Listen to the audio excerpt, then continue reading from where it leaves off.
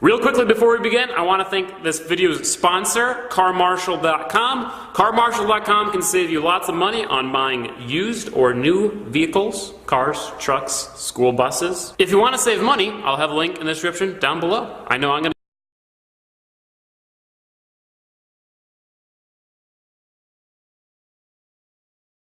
Witness says cops sat handcuffed man down in back of police car then shot him.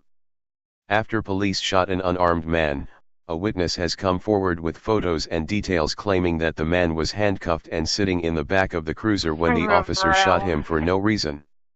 By Matt Agarist, June 1, 2018. Spring Grove, PA. Spring Grove police are being tight-lipped about a shooting that occurred Wednesday afternoon in which a man was shot while taking him into custody. According to a witness, who says she saw the entire arrest, police put him in the back of the cruiser and as he sat there, a cop pulled out his gun and shot him.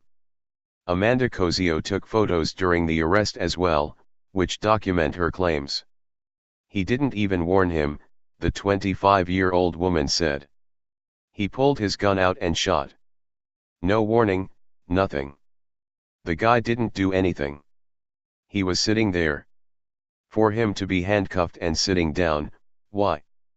Police have admitted to shooting the unidentified 33-year-old local.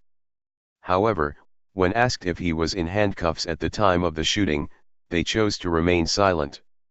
While Southwestern Regional Police were there, an officer fired his service pistol and struck the subject. The man was then taken to York Hospital for treatment, state police said, according to the Evening Sun. At this time, we're not confirming any information. It's still an active investigation, Trooper James Spencer said Thursday, when asked if the man was handcuffed. According to Southwestern Regional Police Chief Greg Bean, the two officers involved in the shooting have been placed on administrative leave and an outside agency is now investigating. Because of a department officer has used force, those cases are turned over to an outside agency to investigate, Bean said. In this case it's the state police and so any questions just have to be directed to them because they are taking the lead here. In the images above, it appears that there is no struggle and the man appears to be cooperating. According to police, and the 911 call below, officers responded to a disturbance call of a man who apparently refused to leave the bank. Pennsylvania State Police issued a statement noting that responding officers encountered a male subject inside of the bank that resulted in a confrontation. After engaging the man, officers are seen escorting him out, apparently without any trouble. I seen them bring a gentleman out in handcuffs, Cozio said. They walked him over to the car, slammed him on the side of the police cruiser and searched him. As the Evening Sun reported, Cozio said she did not see police seize anything from the man. Although the man was not physically resisting police, everyone was yelling the man, the two police officers and a woman who was standing just feet from them. The woman seen in the photo above was apparently yelling at the police, "He's not in his right state of mind, you don't understand," Cozio said. According to Cozio, after the brief spat of yelling, the man was placed in the back of the police car, but with his legs and his feet on the ground. The car door was open, and the officer shot him. And they shot him, Cozio said. They shot him in the back of the car, while he was sitting down in the back of the cruiser. I don't understand how this could happen. Moments later, according to the 911 scanner, the officer then radioed in shots fired, indicating that he'd shot the man in the leg. Police then asked dispatch to send EMS. According to police, the man was shot in the leg and the bullet hit an artery, causing severe bleeding. After he was shot, the man fell to the ground, causing the woman who was with him to go into full panic mode. The woman began yelling, "You didn't have to shoot him, why did you shoot him? He's not in his right state of mind," according to Cozio. After watching the scene unfold, Cozio says she decided to step in and help the woman out so they didn't shoot her too. "I worried about, let's get her back, so they don't shoot her," Cozio said. She was crying and shaking. That woman then called York County 911 and asked for regional police, according to Kozio. As the Evening Sun notes, a man then arrived and asked, "Who shot my son?" Kozio said she pointed to an officer and said, "Him right there."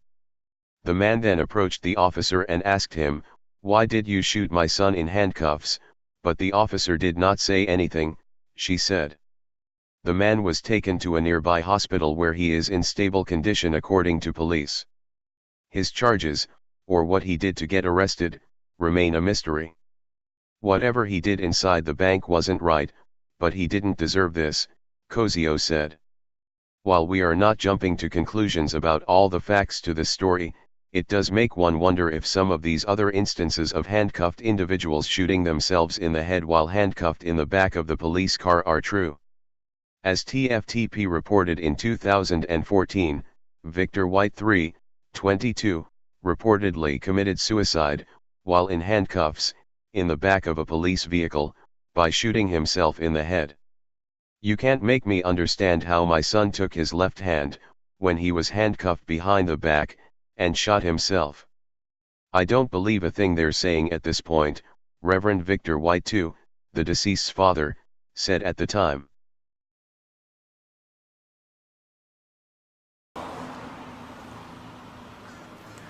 Hello everyone, this is Ted Check with YDR.com. I'm here at the Santander Bank in Spring Grove, where yesterday, that is, when the police cruiser was. Those spray paint markers right there. So the man fell out of the cruiser. The two officers then began rendering aid to the man. They cut his pants off. They donned gloves.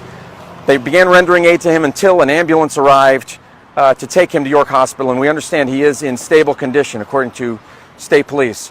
There was a woman here who was standing very close to everything, Amanda tells me, and she was yelling at police that the individual that they had in handcuffs was not in his right mind. She said he's not in his right mind, and then after the shot, she then continued yelling, saying, "Why did you do that to him? I told you he wasn't in his right mind." So what we have now is a state police investigation. We have not received too much from them, just a couple of news releases, but we still don't know the name of the individual who was shot. As I said, he is in stable condition at York Hospital, but we don't know his name.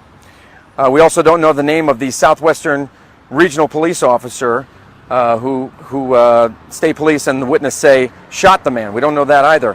The other thing I can tell you that Amanda told me is that after the shooting, a man drove up and he was asking, "Who shot my son?"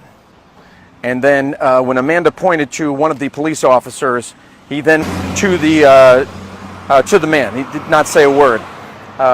So that is pretty much the latest from here. State police, I did talk with them today, asking them if they could confirm the fact that the man, as Amanda Kozio said, was handcuffed.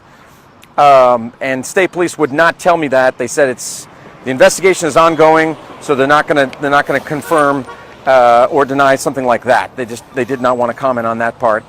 They didn't really want to give any more details as far as whatever kind of confrontation occurred between police and the man inside the bank. The other thing that Amanda said was that he did have a red bandana around his neck when they brought him out. But that is really the latest. We are continuing to check with state police. As I said, they are handling this investigation, this officer-involved shooting, and so we'll continue. We will disseminate to you on YDR.com and also on our Facebook page. Also, we have exclusive photos from Amanda Kozio, who was just mere feet from the incident. Photos that she took. You can see those at YDR.com. And for those of you joining us in the middle of the broadcast, I'm Ted Check from YDR.com. I'm here at Santander Bank in Spring Grove for reporting on an officer-involved shooting that occurred yesterday. That's Wednesday evening, about 5 o'clock or so.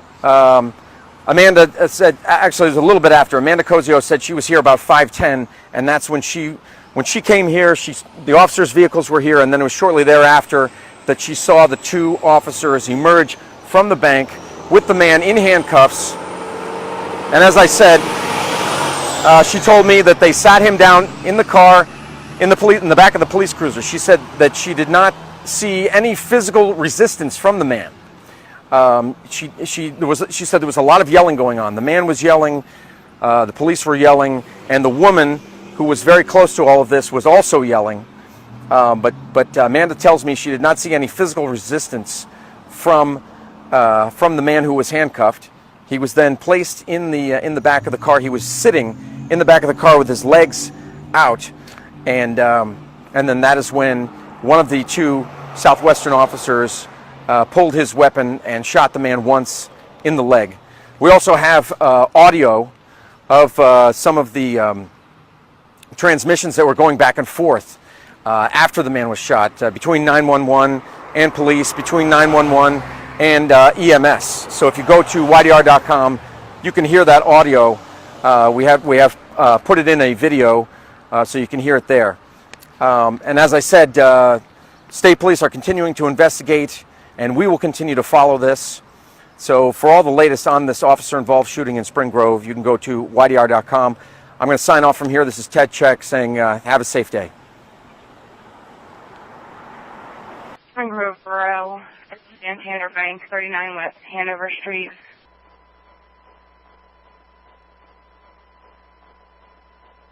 Caller is an employee. She ran to a subway, said that there was a threatening subject in the bank that was being belligerent. She did not see any weapons, said he was possibly intoxicated.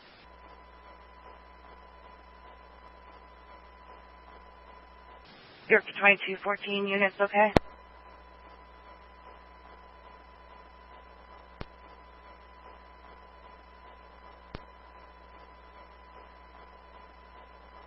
Hey, Doc, this is just a real quick update. Exit.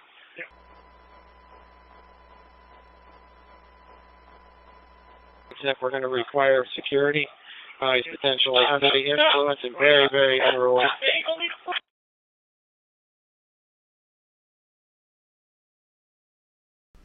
Hey Charlotte County, this is Charlotte County COPWATCH, and I just wanted you to know that I am using this stuff under fair use. And also remember to like and subscribe this channel. Also too, keep in mind I do not make any money on YouTube. This is 5 hours work a day, you know, fighting for freedom. And you can donate with PayPal and Patreon. I just want you to think about this. If everybody gives to PayPal and Patreon, Patreon is every month. Actually, PayPal you can do every month. I have 12,000 subscribers. If everybody gives, I can quit my regular job and go full-time investigations on Charlotte County and possibly even more and beyond. So just keep that in mind. If everybody helps out, I can go full-time doing this. Thanks.